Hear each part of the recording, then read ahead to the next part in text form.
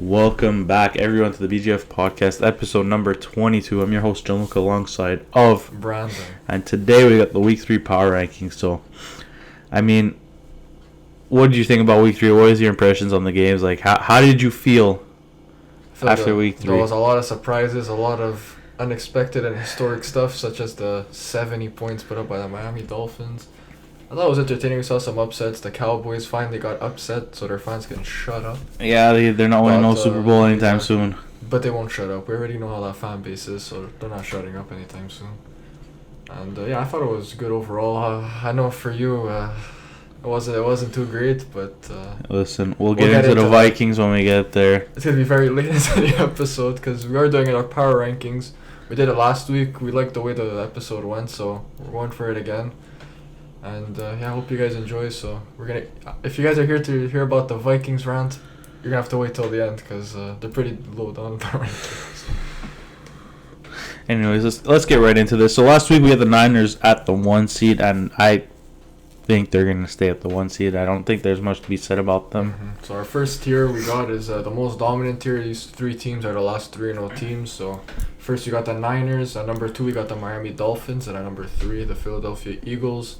I think there's not much debate here. I think. No, I think it's pretty. Those are they the only 3-0 teams in the league right now? Yeah, these are the last 3. So the last 3-0 teams in the league.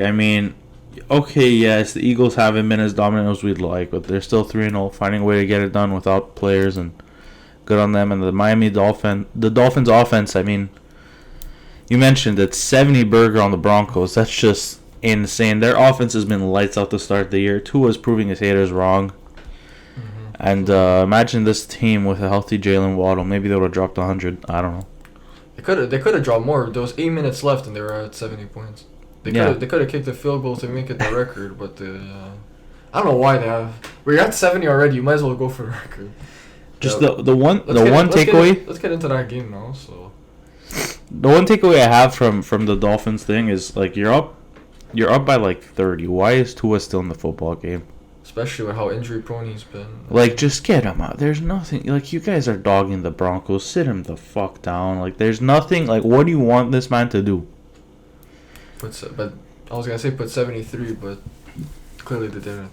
As for Tua, though, he had an absolutely amazing game. The guy was like 16 for 16 at 200-something yards at halftime. Yeah, he was lights out. Obviously, you saw him take the foot off the gas in the second half. But it was an embarrassment. What do you want him to do? And we know he's one of the most accurate QBs in the league, so he showed that.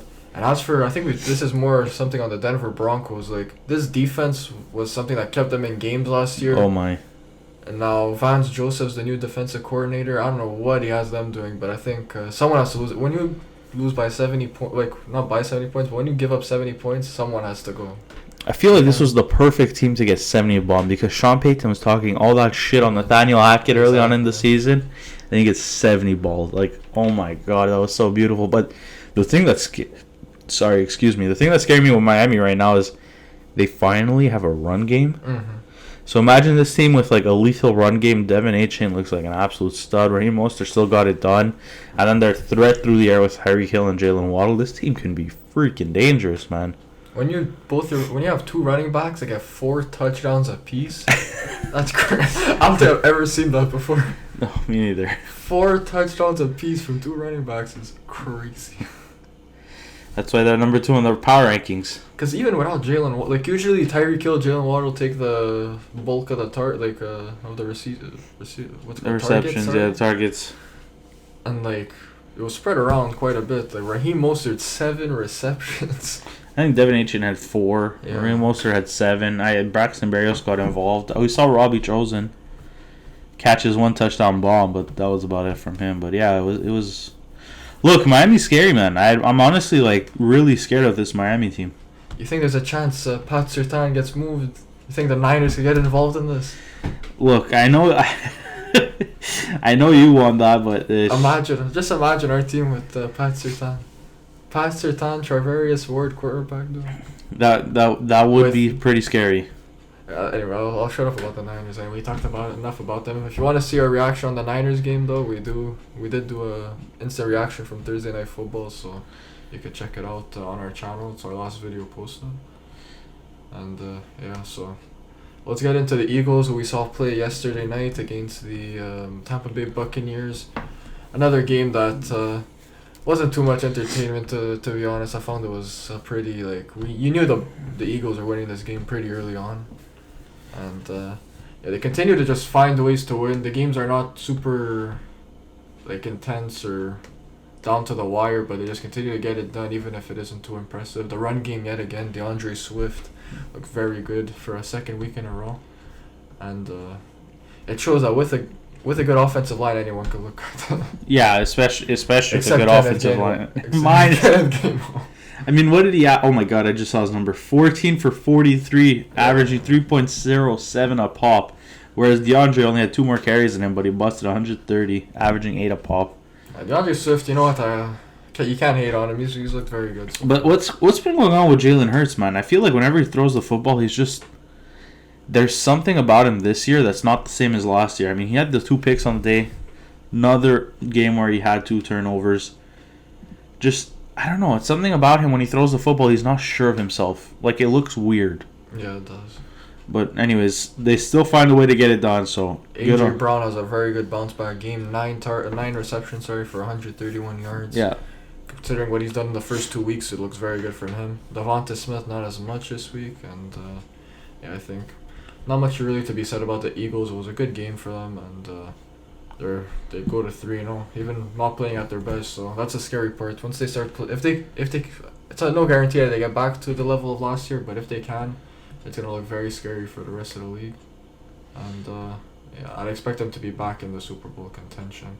Now we'll move on to our next tier here.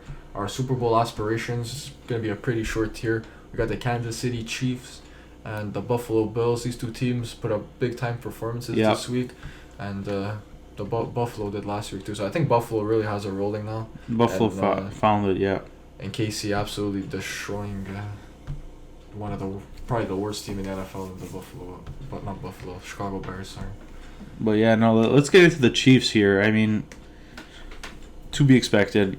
I told you they were smacking the Bears. They were my survivor pick for a reason. The Bears suck. Yeah. Bears have absolutely no hope. Chiefs offense finally looked really good. Like, Mahomes did his thing. 273, 3 touchdowns, no picks. Blaine Gabbert comes in the game, 3 completions and 2 picks. Doesn't matter. That's what got the Bears. That's what made Justin Fields' numbers look not bad, because Keenan Allen had more passing yards than him going into the 4th quarter. So. Well, I mean, if you look at the Bears, right, everything happened in the 4th quarter, and who was playing for the Chiefs? You got fucking Blaine Gabbert just coming out there slinging it like a little gunslinger. 2 picks.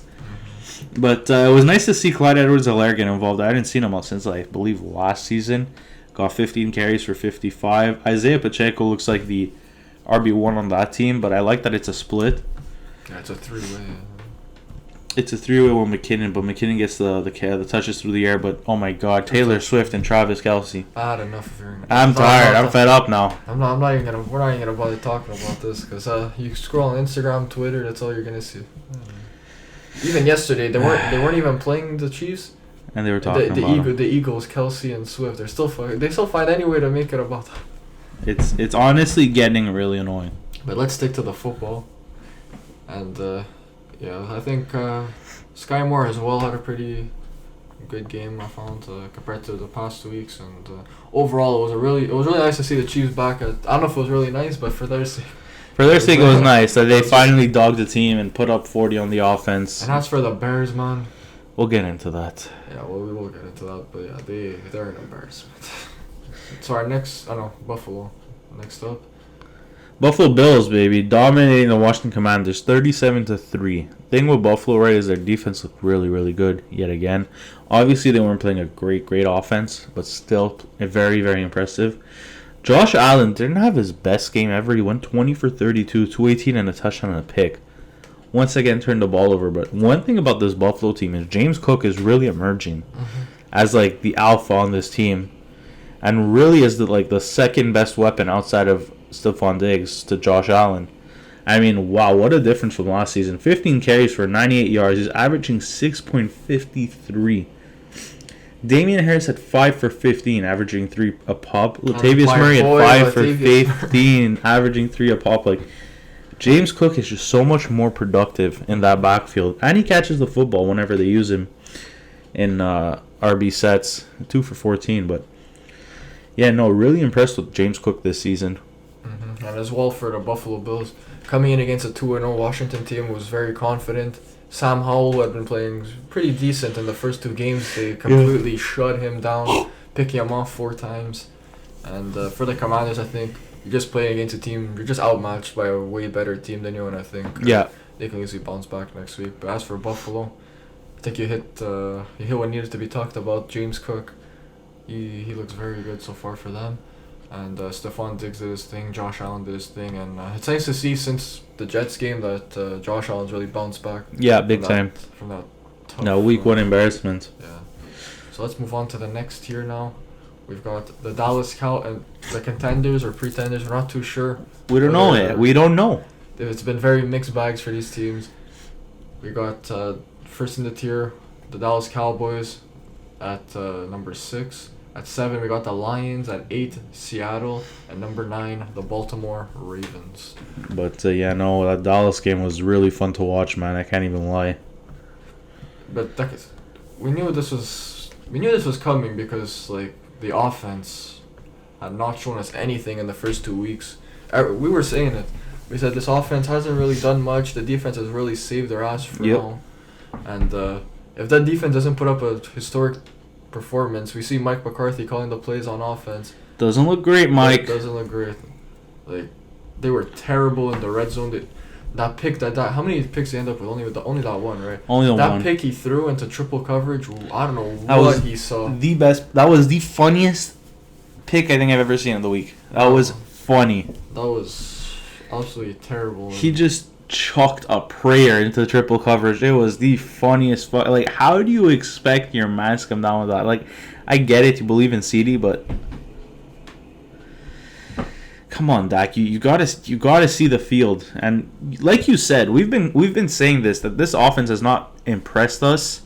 And I mean, finally, where their defense wasn't holding a team down to 3 points, the Cardinals put up 28, which was very impressive, and Dallas just couldn't keep up. But the blueprint is there now if you want to beat the Cowboys. Run the football effectively like the Cards did. And hold CD. If you can make CD Lamb, if you can just hold CD Lamb on this offense, there's not much there. Yeah, I know Tony Pollard's a stud. Yeah. He's gonna get his off, but Michael Gallup's their biggest threat. I'm sorry, I'm taking that all day. If CD's shut down and all you got to worry about is Michael Gallup and Jake Ferguson, I'm happy. But it felt like Dallas got to the red zone pretty often, and they just can never convert. And NFL, if you're gonna get to the red zone and not convert, that's how you're gonna lose games. You cannot go to the red zone and kick field goals. It's just you're not gonna win like that. I mean, if we look at the analytics, right? First quarter field goal, second quarter touchdown punt, third quarter field goal, turnover on downs, fourth quarter field goal, interception. So they got down there pretty often. They just couldn't finish, like you said. And really, who was the problem last year? Mike McCarthy or Kellen Moore? That's what it is. I don't know what Jerry Jones. Mike McCarthy sold him something good. Sold him something to get rid of Kellen Moore and make him call the plays because. You see now, Kellen Moore's thriving with the Chargers. Passing offense is putting up 300 to 400 yards a game. Yep. And we look at Dallas's offense, and it's the complete opposite of what it was last year. Yep. This offense was I saw the stat. It was 81% in the red zone last year, or 79%, something like that. It was the best red zone team in the NFL, and they're currently the worst this year. So it took the complete opposite turn since Kellen Moore's left, and the Chargers aren't complaining. Chargers ain't complaining, but anyways, let's move on from the Cowboys to the Detroit Lions. They beat up on the Atlanta Falcons, who were 2-0. Yeah, I mean they won pretty convincingly, 20-6. Mm-hmm. Atlanta's offense was not really rolling whatsoever. Bijan was sort of bottled up. Lions had a very, very good game plan, which was bottling up Bijan.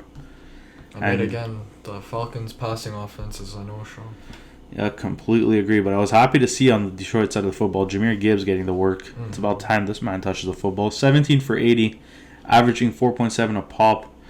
Absolutely love to see that. I want to see him implemented a little more in this offense. He only got one reception. That's what it is. No, it's a completely different. I don't know, man. Dan Campbell. He has some interesting plays, designs. I mean, Sam Laporta's... In the first half, went off. Yeah. 7 receptions out in the first half. He looks like a legit tight end, man. He looks really, really good. He reminds me a lot of George Kittle, to be honest. Very good in the, like, blocking-wise. And very good yards after the catch. And I think, did he go to Iowa State? I think they both went to Iowa State as well. So Oh, interesting. that's very similar tight ends. I mean, Aiden Hutchinson got his thing. 2 sacks, a forced fumble. Very good game from him. I mean, the whole defense in general, I think they had something like 7-8 sacks. And I was impressed because I thought without Chauncey Gardner-Johnson being there, they would go like down a level, and it was still very solid. Well, their pass rush, that's the thing. Their pass rush is still good. It's just their secondary is really, really bad. And I mean, they were hitting pressure on Desmond Ridder all day, so guy never really had time to throw. Plus, we know that the Falcons don't have the best passing offense. R.D. Smith loves to run the football, and when that's not working, they're in trouble. And I mean, Detroit completely exploited them, and they won the football game because of that. At least we saw Kyle Pitts catch 5 balls and that was nice. And 9 targets, which was definitely a change from the past weeks. That was nice. There was one that he would have had a touchdown. Did you see that one? The one that he was wide open. Yep. You would have had the touchdown. Desmond Ridder throws it to him, overthrows completely over his head. Yeah. The potential being wasted in Atlanta is kind of embarrassing, but we'll get into that a bit later. Next up, we got the Seattle Seahawks, who come out with a close win against the Carolina Panthers. I was impressed with the Panthers in that game, I thought. With Andy Dalton. It's not that close. Seattle put up 37. Was it not? I felt it was. 37-27. Carolina's offense showed up, which was nice to see. But the only thing is it wasn't with Bryce Young. Yeah, Andy Dalton put up, 361, 2 touchdowns. You better be worried next week. I am worried. I mean, it would be the funniest thing if Adam Thielen and the Carolina Panthers just completely destroy our season. But yeah, no. Let's talk about Seattle here. Kenneth Walker getting it done on the ground, that was nice to see. And Zach Charbonnet getting almost 10 carries for 46 was also very, very nice to see. Yeah, his snap share was up this week to 40-something percent, so that was nice to see. Plus 5 yards a carry is very nice. No, for sure. Their defense, on the other hand, continues to be a problem for the Seahawks team. You allowed the Panthers to get 27 on you guys. That's not good. You want to fix that up. I mean, I'm sure Pete Carroll's going to be talking to them this week, but they were without Tariq Woolen, so that gives them a bit of leeway. I guess. I found Devin Witherspoon had a really tough time against Thielen. Yeah, he did. I mean, Thielen was eating. Yeah. He turned back the clock to 2018. Hey, he looked good. I'm happy for the man. He looked good. I hope he can continue this, and we'll see. We'll see. Yeah, Seattle, they moved to 2-1, and they keep trying to keep pace with the Niners in that division, and I think they should be fine to get a wild card spot. Seattle. I think Seattle, yeah, most likely. It's still very early, but yeah. Next up, we got the Baltimore Ravens, who take a shock defeat to the Indianapolis Colts without Anthony Richardson. Gardner Minshew, he was playing Minshew mania. He was playing well out there, and. I mean, he was hitting at 55%. Jesus Christ, I just saw his attempts. 27 completions on 44 throws. That's some wild stuff, but either way, he got the job done. A lot of people had Baltimore as their survivor picks, and a lot of them are out. That's true.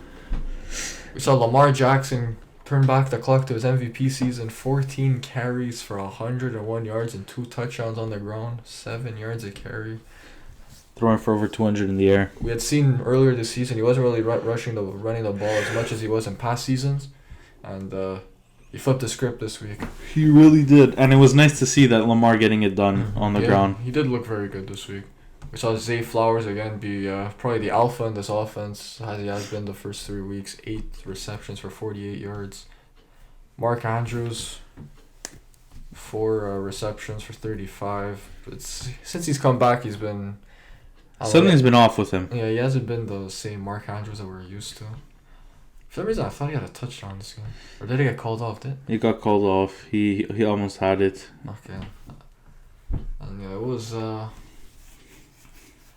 it was a week to forget. Well, not even. They went to overtime. They just It was just tough. They couldn't convert in overtime. They got the ball first. Did they get the ball first? I know both teams had it. Both teams didn't score. And then Indy got it and they scored. No, it was the opposite. Indy had it first, punted it. Baltimore got down and scored. Baltimore took the lead, and then Indy they couldn't do anything with it. No, in overtime I'm talking about. Oh, my fault. In overtime. I know both teams had it in overtime, and then Indy ended up getting the win. Indy started with it. Okay. Baltimore gets it. They punt it. Indy has it again. Turnover on downs. Baltimore gets it again. Yeah. Turnover on downs. So there were 5 possessions in overtime. Yeah, it was a long overtime. And I know we're going to talk about the Colts later, but just to give credit, Zach Moss, what a performance. Very good Jonathan performance. Taylor out, taking 30 carries for 122 yards. Thank you, sir, for your production for my fantasy team. Yeah, Michael Pittman, 9 receptions. Josh Downs was He was a factor. That was something I didn't expect. And yeah, good performance for the Colts. They're top of their division right now, and they're impressing. With the way the Jags are going, I wouldn't be surprised if the Colts can sneak this division. Anyways, we'll get into the Colts actually pretty soon. They're our next team up. So yeah, let's stay where we're at here with the Colts. We'll give you the ranking of the go for our it. next tier. Better than expected tier. These teams are all 2-1 right now, and teams that we didn't really expect to make the playoffs.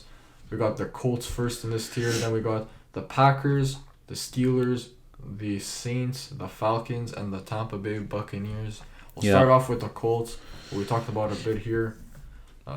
Zach Moss, very big game, and they're not really missing Jonathan Taylor right now.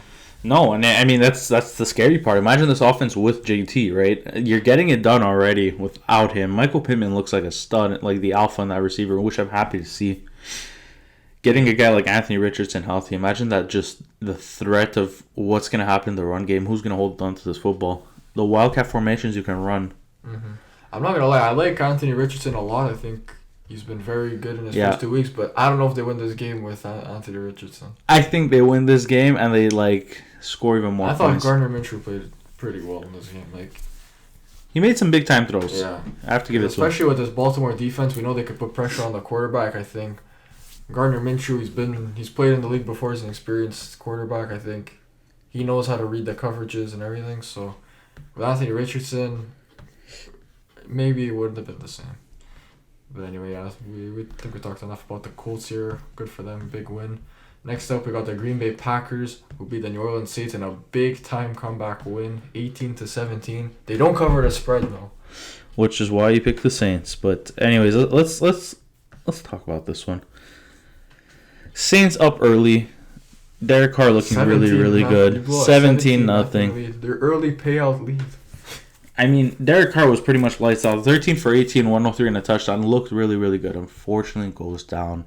Then you get Jameis Winston coming in, who just wasn't able to run the offense like Derek Carr was. It looked weird.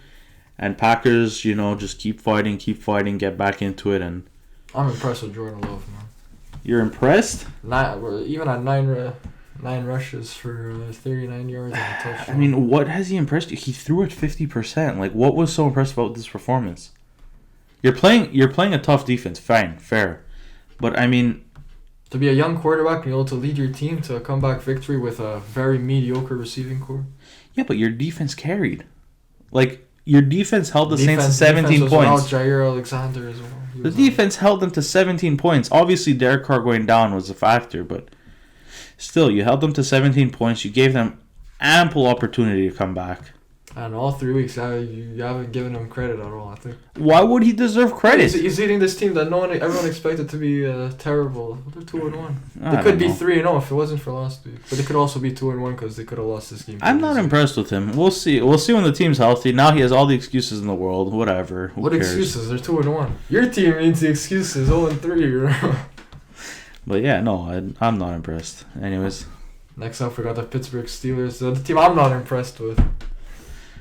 This is where we have the opposite. I'm impressed. Yeah, you like this. How can you be impressed with this team, but not impressed with the Packers? They showed me some flashes. Kenny Pickett showed me some flashes No. You think Kenny Pickett is better than Jordan Love? I do. Hell no. I do. Give this guy a decent O-line. Hell no. Give this guy a decent O-line and a decent offensive coordinator, and he's going to cook.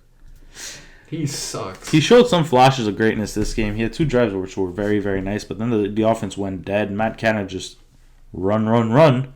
I don't know why this man is still employed on this team. I have zero trust in this offense. I know they put up 23 points, but I don't care. Listen, 16 for 28, 235, 2 touchdowns. Kenny Pickett looked good. I don't care what you say. And, Najee Harris, 19 carries for 65. Most productive day of the season. Jalen Warren only had 8 for 29. Running game is a non-factor for the Steelers offense, but they just keep going to it, and it's so miserable to watch. I don't know how Matt Canada is employed, but one thing about this Steelers team is that defense is going to win them a lot of football games. And I know you wanted to give a nice shout-out to Calvin Austin, so here's the floor. Calvin Austin, baby, the punt returner, that Swiss Army knife on your team. You got to utilize him a lot more. You can see the deep threat capabilities of this man. He just burns anyone that's next to him, so use him more in that offense. He caught an absolute bomb by Kenny Pickett, and I was just really, really happy to see that. And I love me some Calvin Austin. I know you've been calling for him to be utilized more, and I know he got the big touchdown, but it's only 6 targets and all that too. He got his 6 targets. I mean, some of them were some deep shots that were just completely over or underthrown. 2 for 72 and a touchdown, but on the other side, you have Devontae Adams, who absolutely carries this team. Yes. 13 receptions for 172 and 2 touchdowns, and they still take an L. You could tell, you saw his comments after the game, he is frustrated being in Vegas. He is very frustrated. It's just fine. Jimmy Garoppolo, 3 interceptions again. It's just, he's turned the ball over so much, and I'm just happy to see he's not on my team anymore. Anyways, we'll get into the Raiders when we get there. Yeah. I think they're up. No. Nah, they're not. They got a while. Oh, we got a while. Anyways, let's move on to the New Orleans Football Saints. We kind of talked about them against the Packers. I thought Jameis Winston coming into the fold would be like... I didn't think there would be that much of a drop-off between him and Carr, but there was. There was a big drop-off. We could use the excuse that, he hasn't played in a while, but...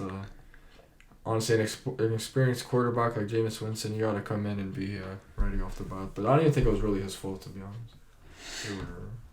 It was. I mean, the run game was a non-factor. Keandre Miller 9 for 34, Tony Jones 8 for 31, Taysom Hill 4 for 12. You pretty much used everyone in the run game. Didn't really work out. Chris Olave 8 for 104. I'm happy to see that. Yeah, even this Taysom Hill stuff where he comes in, I don't like it. I don't like it either. Because it just it takes your quarterback out of the game, and it's just having to have your quarterback in and out is kind of, and when he's in, you already know what he's gonna do. It's gonna be some run. Exactly. It's gonna be either hand off to the running back, or he's gonna take it himself and just bust a run. So I'm not a fan of that stuff, but who's our coach, Dennis Allen? Yeah, Dennis Allen must love it. I don't know. I'm not a fan of it, but yeah, we talked about this game earlier. Chris Olave had his 8 for 104. He's been solid all year around. Just this time it was the opposite. Usually it was second half is where he started to go off in the wins. But this week it was in the first half. He had all his production. And I think... that's pretty much it for the Saints. This Saints, they take an L, bad loss. They're up 17-0. I think. I don't know who they're playing next week, but they'll just be looking to bounce back next week. Next up, we're going to stay in this division for the next few teams here. We got the Atlanta Falcons. We talked about them as well. Just a tough loss for them to take. It was the offense. It wasn't a good day for that offense. At all. They couldn't get anything going. Run game, pass game, and we'll move on now to Tampa Bay, who as well we talked about earlier. But we didn't really get into. We talked mostly about the Eagles. As for that, Mike Evans continues to prove that no matter what offense you put him in, he's gonna produce. He's gonna produce. And also, obviously yesterday wasn't the offense wasn't too great, but I still like Baker Mayfield for this team. I don't know. I feel like he fits pretty nice, and I hope he could stay. I hope this is the home that he found for himself for a few years. Yeah. I mean, yeah. Then you got Rachaad White, who's. I'm not a fan. I think up against arguably the best run defense. No, but all year I feel like with Rachaad White, this guy's not a workhorse back. This guy's he's a Naeem Hines type of back, in my opinion. He's a satellite back who, you're just gonna... You need another guy. He's not a one. You need a Leonard Fournette. You need an Uncle Lenny to come back in the fold. Maybe not a Leonard Fournette right now, but you know what I mean. A guy that you could put between the tackles and is gonna give them some sort of a threat. Because you saw yesterday. They were in the red zone. 3 times they run Rashad White. He can't get in. He doesn't have the power to power through, and I don't know. I think they just need another guy. And they use him in the receiving game. I mean, 3 for 24. It's not a big number, but still, they love Rashad White down there in Tampa. I like him as just as a 2 that catch the ball in the backfield, but nothing more than that. I'm kind of out on him. And Chris Godwin in the slot gets his 3 receptions. Nothing too great there. The stingy defense of the Bucs continues to impress me. That Mike Evans catch was insane. Yeah, that was insane.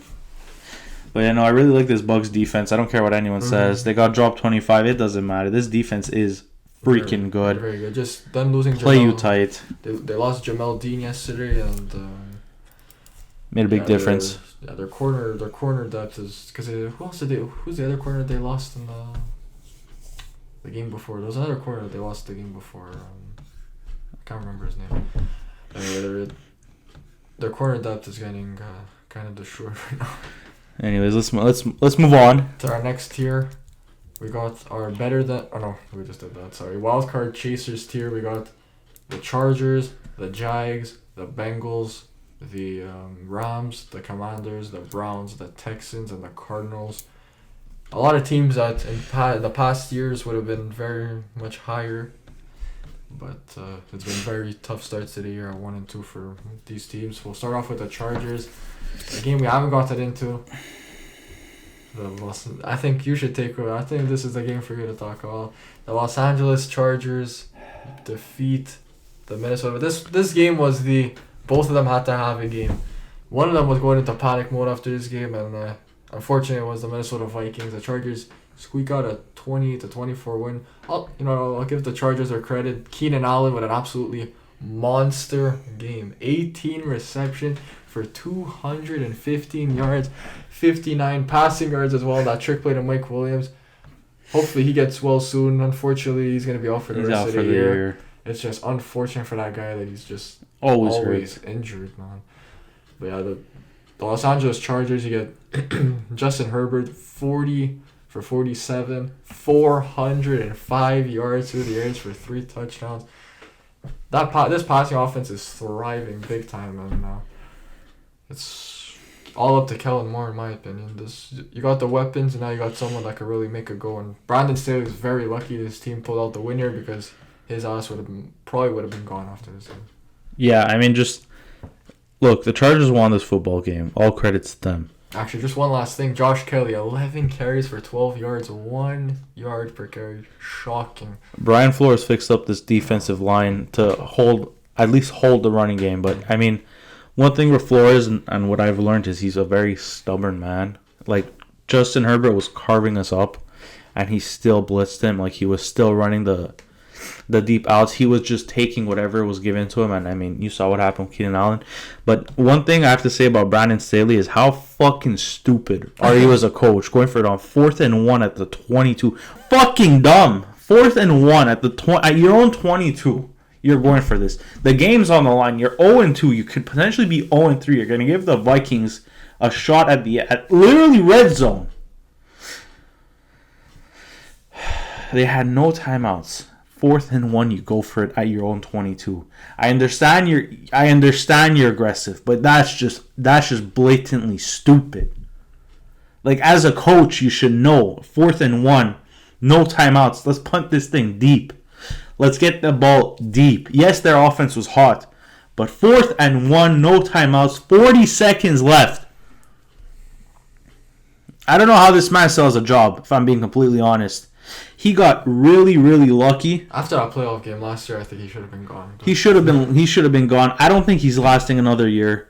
I think there's also issues on the Minnesota Vikings thing with their coaching, and we'll get into that when we get to the Vikings. But I don't know. I was watching this game, and I saw them go for it on 4th and 1. I laughed. I feel bad for just the Chargers and their fans in general, because this team has so much potential to be like such a good team, but they're being held back by Brandon Staley. Yeah, they are, and they're always close to games, and they just this time, they end up pulling it out, but they could easily not. Like, the Vikings were very close to scoring and winning the game. It could have easily been a different story here that we're talking about, and they could be 0-3. So So yeah, we'll. Anyways, let's move on. I don't know how Brian Staley still has a job after this game. I would have fired him as soon as I saw him go for it on 4th and 1. Like, you're purposefully trying to lose the game at that point. That's just my opinion. But anyways, let's move on to this Jacksonville team. You know, we both picked the Houston Texans to cover this week, so we'll take our victory laps there. Yes, we did. I'm very impressed with Houston, but we'll get into that later. Jacksonville, where do we start? You know what, Trevor Lawrence, I've been giving him a lot of credit in the offseason. I think I might have jumped the gun. I think we both might have jumped the gun on the Trevor Lawrence train. Yeah, he didn't have a horrible stat line. 27-40, 279 and a touchdown and a pick. It's not horrible, but you expect more from your number 1 overall pick. Mm-hmm. Third year in the league. You expect him to take that extra step. And a lot of quarterbacks have started off slow, so he's one of them right now. He's really not hot. I don't even know what it is with this team. This Jags team is dead. They play like the Vikings. There's no motivation on this team. There's no leadership, and that all comes down to coaching. I like Doug Peterson as a coach. I like Doug Peterson as a coach, but I think he has too much of a friendly approach, whereas the players don't really play hard. They just play. And look at the other side of the football. You got the Miko Ryans and the Houston Texans. They know they're not a great team, but they play hard every single week, and it shows. They dog the Jags pretty badly. And it's just, I don't know, man. This Jags team needs to figure something out because now it's not looking too great. Yeah, Indianapolis looks like they have a stranglehold on that division right now. Yeah. I don't know who the Jags play next week, but losing to the Texans 37-17 That's embarrassing. As a fan, it's embarrassing. I'd be embarrassed. I don't know. Yeah, we'll get into Houston later. We'll move on now to the Cincinnati Bengals, who win against we'll get into both teams because they're back-to-back. The the Bengals beat the Los Angeles Rams. That game was pretty boring last night, I'm not going to lie. I don't know, these Monday Nighters, they haven't hit. They have not hit yet. The only one that did was the first one, the Jets. And the... But here's the thing, right? It was not a fun game to watch. Exactly. It was still boring. I was excited in the end, but because Zach Wilson came in, it was also not that exciting. If you look at the drives of this game, right? First quarter, Cincinnati gets the ball, they miss a field goal. Rams score a field goal. That first half was just field goal. The first half. Interception, field goal. One touchdown. Actually, how many touchdowns did Joe Burrow throw? One. I'm not finding the game. Oh no, it was Joe Mixon who had the one touchdown. Never mind. Joe Burrow didn't even throw a touchdown. Joe Burrow didn't look too great. 26-49, 259, no touchdowns and a pick. I don't know why he started. I get it. You desperately need go to scores. Okay. I get it. You desperately need a win here, but you gotta start. But Joe Burrow does not look the same. I don't know why he's playing, but anyways, that's just me. Joe Mixon continues to be one of the lesser running backs in the NFL. 19 carries for 65 yards and a touchdown. Not a good running back. And then I don't know. Jamar Chase finally got started, 12 for 141. He was in the slot a lot this game, which I think could help his confidence going forward. Make him catch a few footballs, give him that yak. That's exactly what you want for him. Get things rolling. 12 for 141. He didn't have the touchdown, but that's okay. Just get his confidence up. This Bengals offense is going to start rolling eventually. I'm just really worried about Joe Burrow. T. Higgins, T. Higgins was a non-factor. Not a great performance at all yesterday night. It was all Chase and no Higgins, but anyways. Let's move on to the Rams here. They were very good the first 2 weeks of the season, and yesterday was just a complete opposite. The run game was really powering them in the first 2 weeks. They were able to move the chains, and because of that, the passing offense was working. Yesterday, nothing on that run. You want to know why? Because they got rid of Cam Akers. Well, no, Kyrie Williams had to do it all season. But also, I'll give credit on the Bengals, though. Their pass rush was very good. Trey Hendrickson was... He was in there. He was in there all game. He was doing very well. And Matt Stafford, he just didn't look as comfortable as he did in the first 2 weeks. And it has a lot to do with Cincinnati's pass rush, obviously. But Puka Nakua, only 5 receptions. It's crazy that it's week 3 and I'm saying only 5 receptions. But yeah, from what he was doing in the first 2 weeks.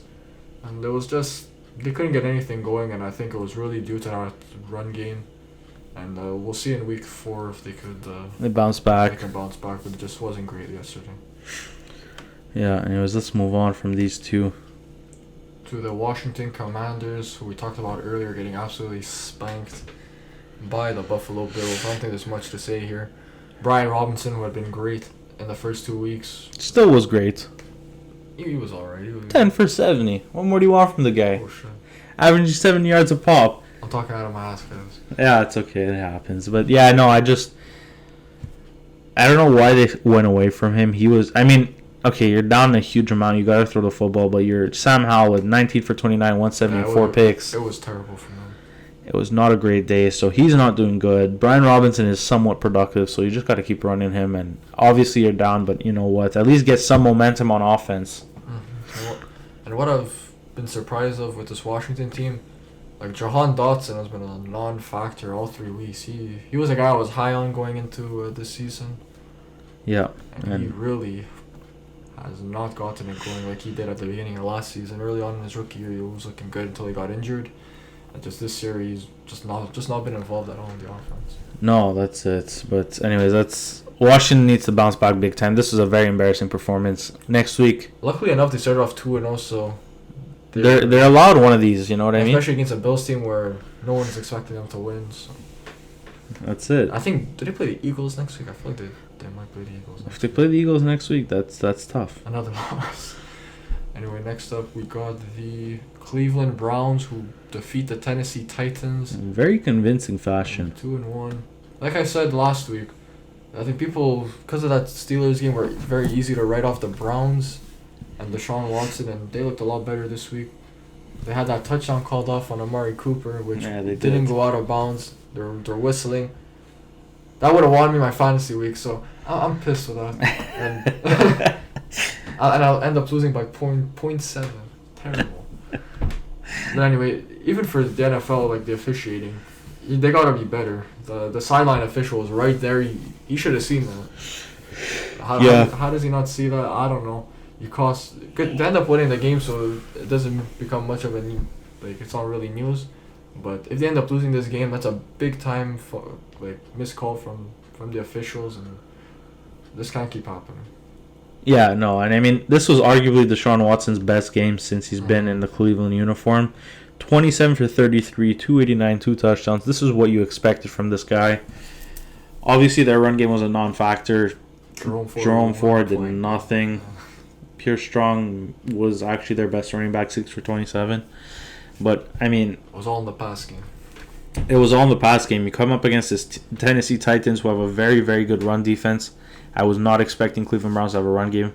But their secondary is a complete opposite. Their secondary is really bad. Every week, no matter who they come up against. This Tennessee team is really, really bad in the secondary, and it's just, years of neglecting it, years of just... It is pretty old now with Kevin Byard as well. Years of just neglecting the secondary, giving Mike Vrabel absolutely nothing.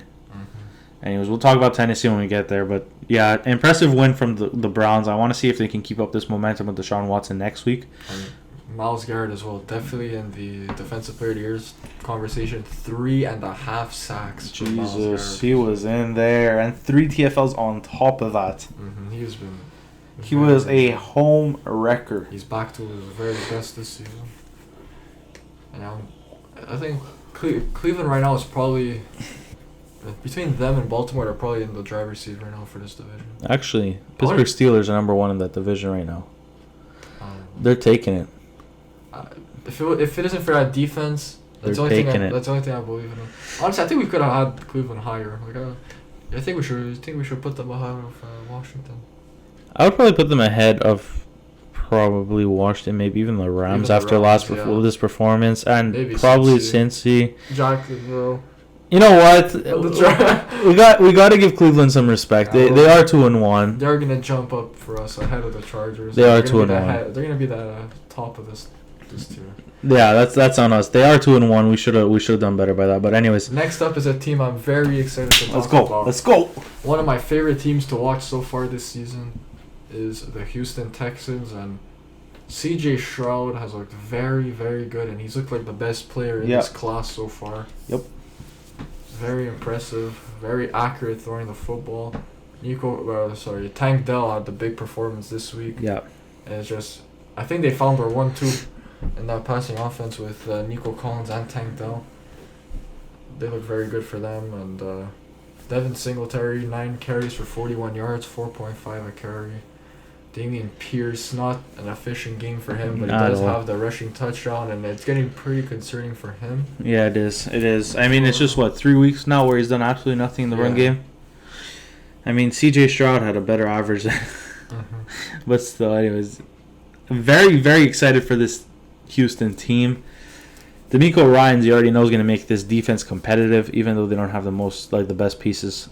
And you saw them in the locker room after the game. He was pumped up for his first career NFL win. He was pumped up. This is honestly a really, really fun team to watch. They're just fun. C.J. Stroud is honestly probably the best quarterback prospect I've seen come up since Joe Burrow. Better than Trevor Lawrence. I mean, Trevor Lawrence didn't start off this hot. And it's probably similar to that Joe Burrow, Justin Herbert class level for me. And I just hope this man can keep up that momentum. He's looked really, really good. And I'm excited. Yeah, same here. And it was nice to see John Mechie finally out there catching some balls. Two receptions for 13 yards. Not nothing crazy, but still nice to see him out there after everything he's been through the last year. And yeah, their defense is always going to be decent because they got D'Amico Ryans, Collins, the plays. He's just going to make it competitive. It doesn't have to be great. That's what I thought this year was going to be. I thought it was going to be their defense was going to really carry them through games that they might be able to win, and I thought the offense was going to be the letdown for them, but the offense has been very much not a letdown. They have been very, very good. And next up, we'll talk about another surprise. We'll talk about the team they went up against before earlier, the Dallas Cowboys, but now the Arizona Cardinals, a very impressive win over Dallas. And Joshua Dobbs just continues to be an alien. 17 for 21, 189 and a touchdown. Very efficient game from him. That's exactly what you want from this man. But I think the run game was the real story for him. Exactly. James Conner looked really, really good this week. And I'm upset at myself for fading James Conner. I should have utilized this man a lot more in fantasy. He is the alpha on in this running room, and he has been for a while now. It's just, I don't know, there's something about James Conner I don't like, but whatever. I should have won after him this year. My mistake. 14 carries for 98 and a touchdown. Even Josh Dobbs, he was involved in there. 6 carries for 55. Josh Dobbs looks like a legit quarterback. I'm not even gonna, not legit. He looks decent. I mean, he's throwing to absolutely nobody. Michael Wilson, 2 for 86. Marquise Brown, 5 for 61, and James Conner. We see why Tennessee was confident in starting him over Malik Willis last year. Yeah, and I mean, good on him, man. Good on him. Finally, you know what? Maybe finding a home in Arizona. Maybe gets him a contract next year. We shall see. We don't know. But, very impressed. A very tough game in week 4 against San Fran. If they can keep it close against... I wouldn't be surprised if they can, to be honest, because they kept all their games close. I have a feeling, a weird feeling, it's going to be a one-score game. Yeah, I wouldn't be surprised if they do keep it close. I think the Niners take it. I won't lie. I think the Niners are just going to be too strong for the Cards. I'd be very impressed if they could keep it But close. It's going to be close. Good for Arizona. You know what? This is... The team... They just want their team to be competitive. And they wanted to lose games so they could just get someone on the job. But, no one's getting that number 1 overall pick, let me tell you, other than a certain someone. Yeah. Anyway, next up, we'll move on to your boys. You could... the Minnesota... This is our in trouble tier. We got the Minnesota Vikings, the Raiders, the Jets, the Pats, and the Tennessee Titans. And take it away on the Minnesota Vikings. Where do I begin? So the thing with the Vikings, turnovers. Right? Once again, 2 turnovers on the day. So now they're at Could have been 3. 9 turnovers in 3 games. So they're averaging 3 turnovers a football game. You're not going to win many games like that. It doesn't matter. It could have been 3 like he said, but they whistled early. We got very, very lucky. Now, Alexander Mattison had his most productive day ever. Productive day this season, sorry. 20 carries for 93, 4.65 a pop. Still not great. But, like Brandon had said earlier, he had a fumble. Very, very clear fumble. We just got lucky because the whistle was blown. Either way, I don't know what their infatuation is with Alexander Mattison. You know what? I think he's a hard runner. I think this man, if given, proper O-line, is good.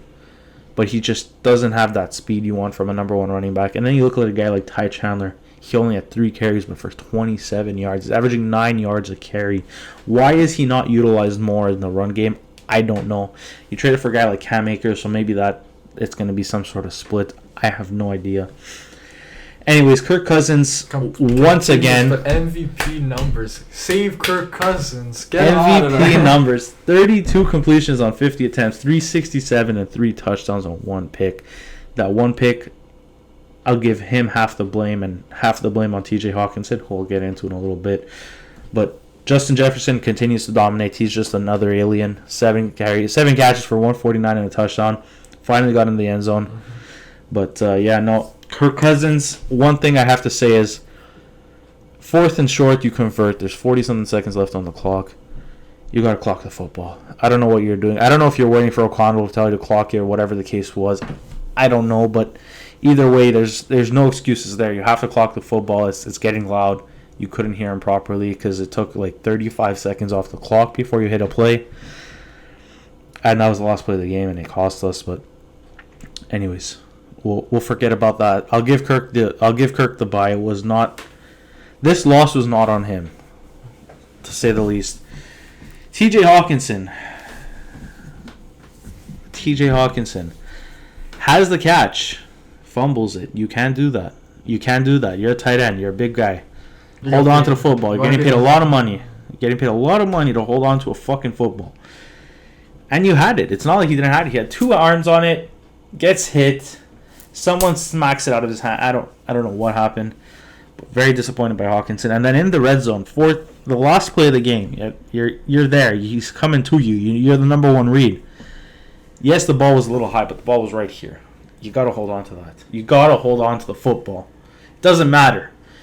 Game's on the fucking line. You're down 4. You score, you win. Hold on to the football. What does he do? Boom! Get smacked out of your fucking hands.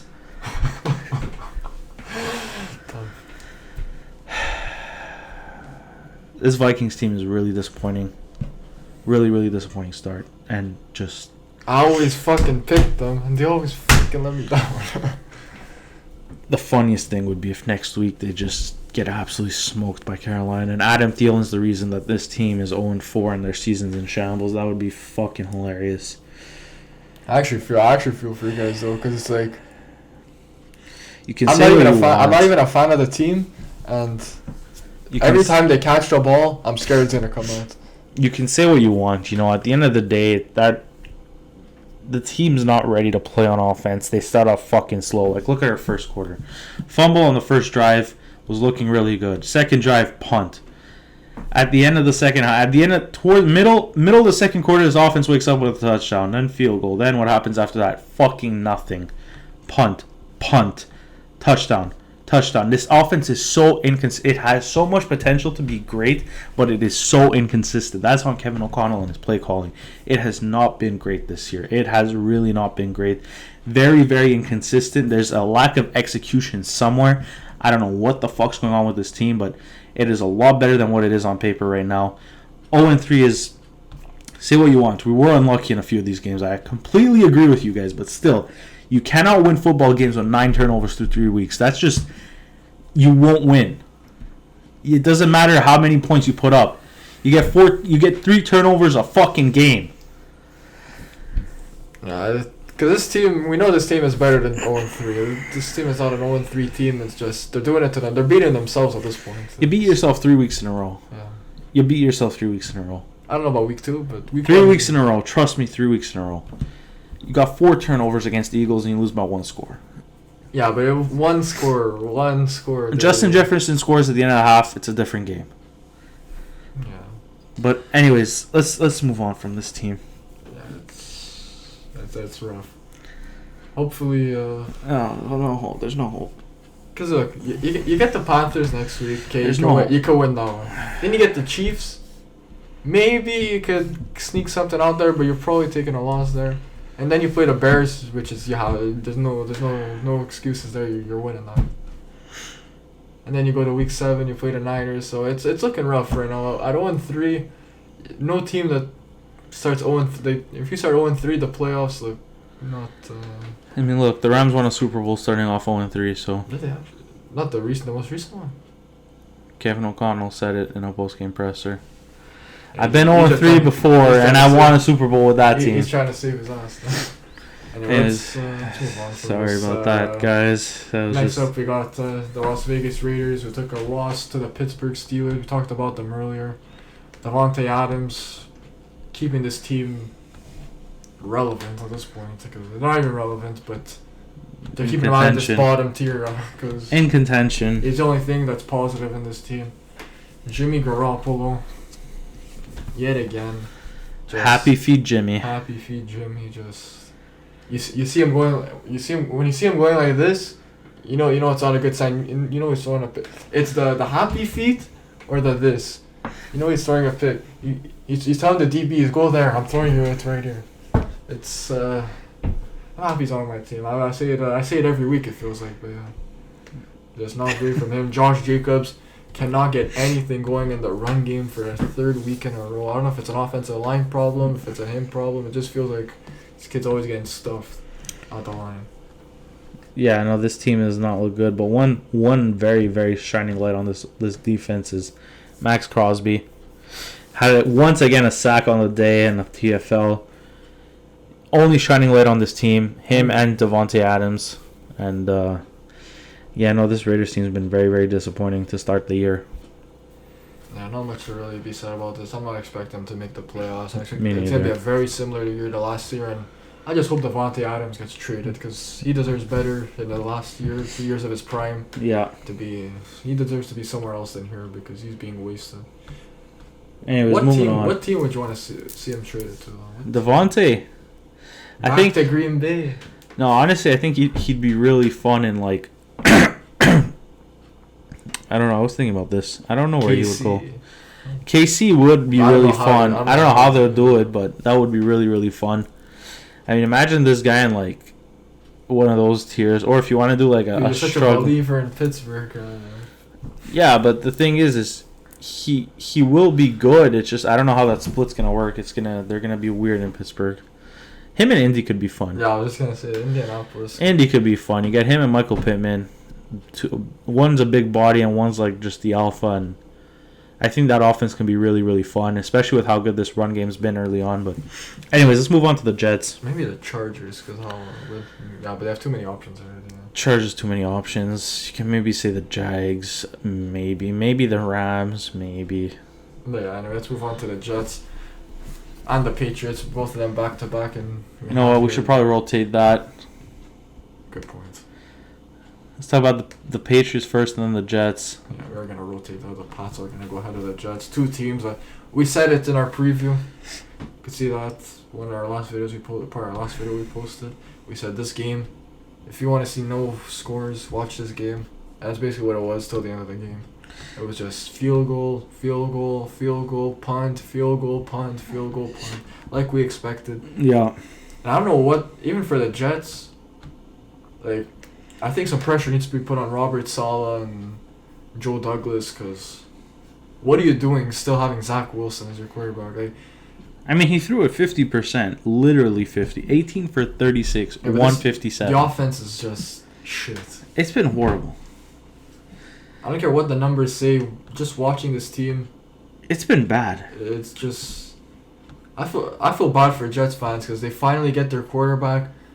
Every year it's just been a bust or just a shit quarterback for them. They finally get the 4 plays in, and the guy is injured gone for the rest of the year, and you end up back with the same situation as last year. You have a talented receiver like Garrett Wilson, one of the most talented in the league, and you're wasting him right now with having Zach Wilson there. It's just trade for Jacoby Brissett. He's waiting to be saved. He's waiting. Or go for Josh Dobbs when Kyler Murray comes back. Who knows? It's just trade for someone, or I don't know, sign Matt Ryan. I don't fucking know. I think Matt Ryan and his corpse would be better than Zach Wilson at this point. We know how bad Matt Ryan was last year. I'd still take him. I'd even take a chance on Carson. I'd even take a chance on Carson Wentz. Did he retire? I think he retired. Oh, you're right. He might have retired. He was too butthurt. Yeah, he might have retired. Or like They should have brought back Mike White. Joe Flacco. Is Joe Flacco still available? I don't know. I don't know why they got rid of Mike White. That was an interesting release, in my opinion. And it's the same story as last year. You were basically watching the same team as last year. The defense is going to keep them in games, but the offense is not going to be able to do anything. Yeah, I feel bad for this Jets team. I really, really do. It's just, and I feel bad for shout out Ron Stewart. I saw your rant yesterday on Twitter. We feel you, Ron. We'll feel you, Ron. Anyways, let's move on to the Patriots side of the ball. Ezekiel Elliott looked like he turned back the clock. Yeah, I know. Week 1 he was involved. Week 2 he just wasn't involved at all. And Week 3 he's back in. So he's back in. I mean, 16 carries for 80 yards, 5 a pop. Ramondre 19 for 59. Zeke was the more productive back. I know for Ramondre, like his numbers in the first 2 weeks look not bad, but just overall this season, I haven't been impressed with him. I was expecting a lot more from him. I agree. He's just been very lackluster his performance, and I don't know. For the Pats, is again similar to the Jets. Their defense is gonna keep them in games. Matt Judon another 2 sacks on the day. Shout out to him. Exactly. Their defense is gonna keep them in games, and the offense is just very lackluster. Not much options. Kendrick Bourne is really the number 1 receiver on that team, so that just tells you what you need to know. And yeah, I think they really dropped the ball when not re-signing Jacoby Myers. I think he was the one bright spot in this offense last year. You bring in Juju, who has been absolutely useless like we expected, like he was since he's left Pittsburgh. And yeah, I don't know. For the Patriots, another team that them and the Jets not going to do much this year in Miami's. I'm excited to see Tyquan Thornton in this offense. I'm not. I want to see what he does. I want to give the kid a shot. I think he's similar to like a Calvin Austin. He'll get a huge chunk play for a touchdown maybe, but it won't be too. Anyways, let's move on then. For these Pats even Hunter Henry. The one time I started him in fantasy this week. Oh, he does nothing. Does nothing. Two catches for set. Oh my. Exactly. Let's move on to the Tennessee Titans, a team that we had pretty high on the power right. Well, higher than they are now. A decent rank. After a surprising win against the Chargers the week before, but this is back to the same old Titans. This is not even the same old Titans. Derrick Henry was. This is the worst. I think this is the worst game I've ever seen Derrick Henry play. And you know what's messed up is he's had a few, like this season especially, have been bad. Mm-hmm. He has not looked like himself. Whatever it is, he's not running the same. He's not running as hard as he usually would. Never in my life did I think I would see 11 carries for 20 yards out of Derrick Henry.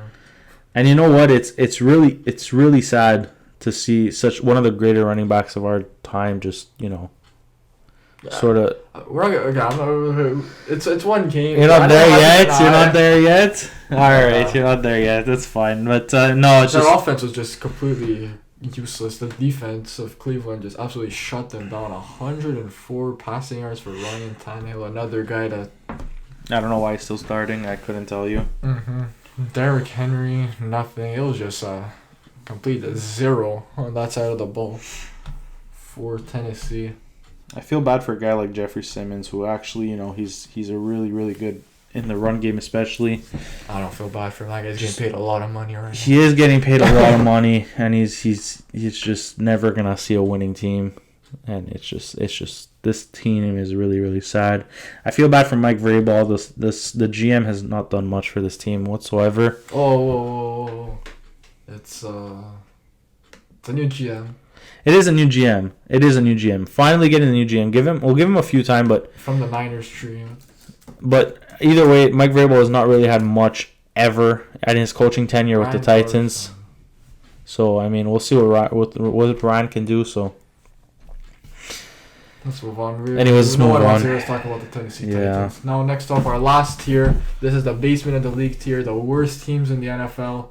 And we're going to start it off with the New York Giants, then the Carolina Panthers, the Denver Broncos, and the Chicago Bears. These last 4 teams, it's going to be sad talking about these guys. We covered the Giants in our last video. They're just... It's just not been great for these guys anymore. It doesn't look great. It really does not look good. We'll go back to the Panthers, who we talked about quite a bit before. And basically, Andy Dalton, the offense looked very good. Him and Thielen, Dalton and Thielen.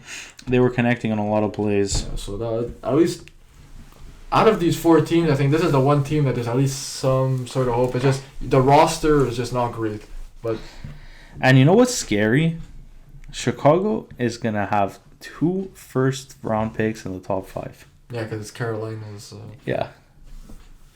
And it doesn't matter because Chicago's going to pick the worst player possible. That trade is looking tough on for... Like, I know you went up, got your guy in Bryce Young, but, like, to give up your first this year when your team obviously is not great, like, your roster in general is just bad. Your roster just... You give up your number 1 receiver. You're going to go trade for a quarterback. You're going to give up your best receiver. Yep. Who is doing absolutely nothing on the other... We'll get into the Bears. I don't know. For Carolina, it's just... They're kind of one of those lost teams right now. And, yeah. It's bad. There's going to be some important decisions to be made from this organization in the offseason, and we'll see how it all plays out. Next up, the these two I think are in the should have probably been in their own tier of embarrassment. Embarrassments of the league. 70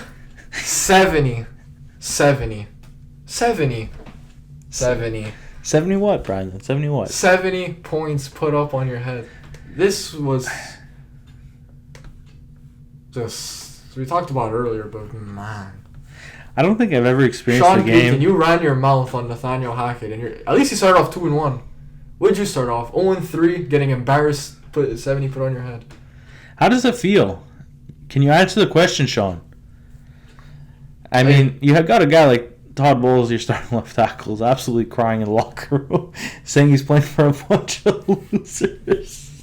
But even Russell Wilson's going to get the blame for this game. But he didn't play bad. He didn't play bad. Cortland Sutton, 8 receptions, 91 yards. Jerry Jeudy, 5 receptions, 81 yards. Marvin Mims, our boy Marvin Mims, 3 receptions for 73.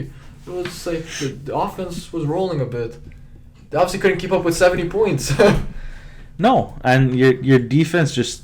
I don't know what happened from last year. This defense was like one of the better ones. Like, it was maybe not one of the better ones, but it was a good defense last year. It kept them in games. Well, the offense was shit, but it's just the opposite this year. Your defense was not there. It didn't matter. Your defense got torched.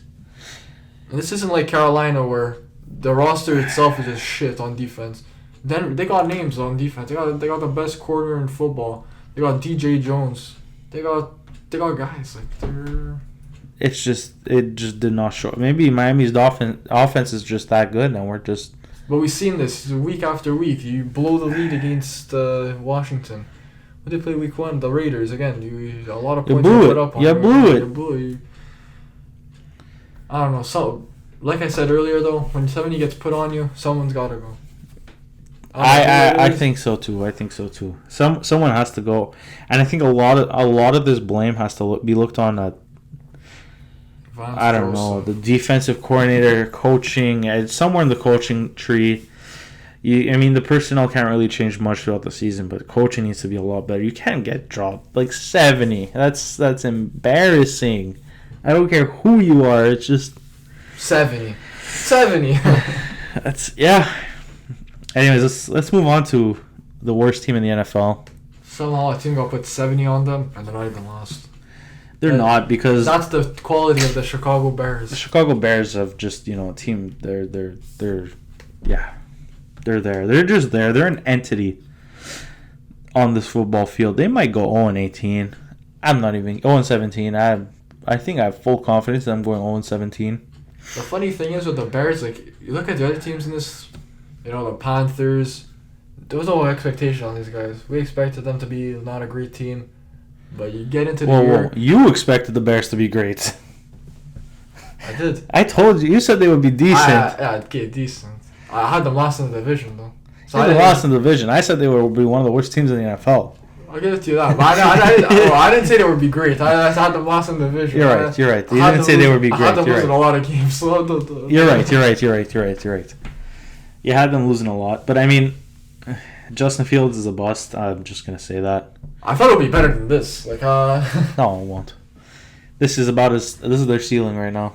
10 points a week is the ceiling. And the 7 of the 10 getting put up in garbage time. Yeah, so it doesn't 3 points.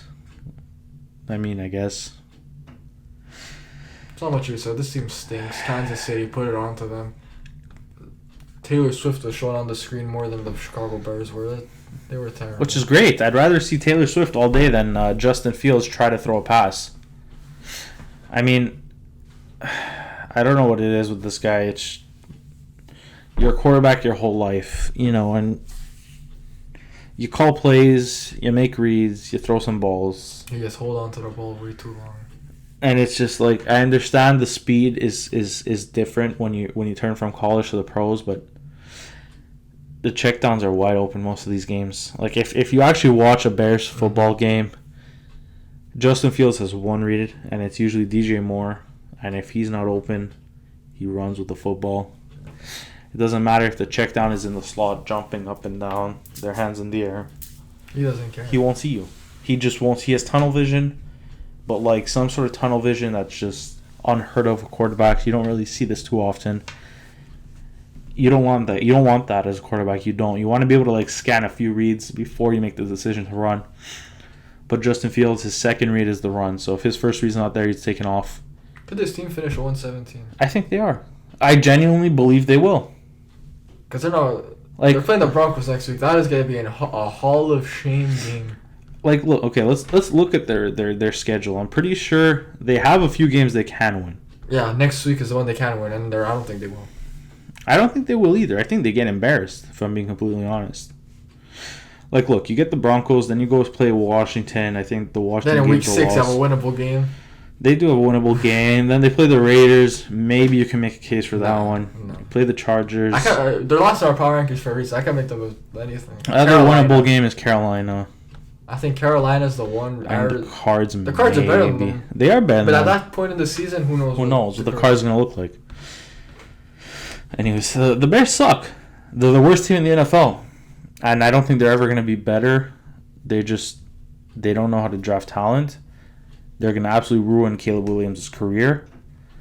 And I feel bad for whoever plays for the Bears. I really do. They're going to have 2 top 5 picks, and they're going to do nothing. How does it feel knowing that a 25-year-old wide receiver has already more yards than anyone in your franchise history? Your long franchise history. You've been around for a while, Chicago. Embarrassment. That makes me so happy. That's team in my division. That's the one shining light. Somehow you're 0-3 and not last in the division. Because you always got the Bernstein Bears to cheer you up. Honestly, if there are Vikings fans out there, if you want to feel better, just watch a Chicago game. It's the funniest thing, watching Justin Fields run around and try to throw a football. He doesn't even try to throw it. Oh, he does try. He threw 22 times. He just completed 11. It's not... This guy can't even crack 100 passing yards. 99. 99 is the new 100. Anyways, that about wraps up our power rankings. Hope you guys enjoyed them. And stay tuned for the weekly spreads, preview and prediction. That should be coming out later on the week. And we didn't go over. He's winning 2-0. It's we'll go over it in the next one a little bit clearer. Basically, I'm losing 2-0.